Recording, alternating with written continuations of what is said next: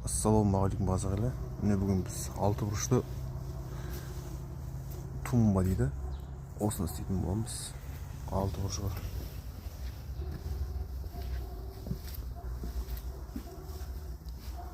Ал көреміз не болып шығатынын.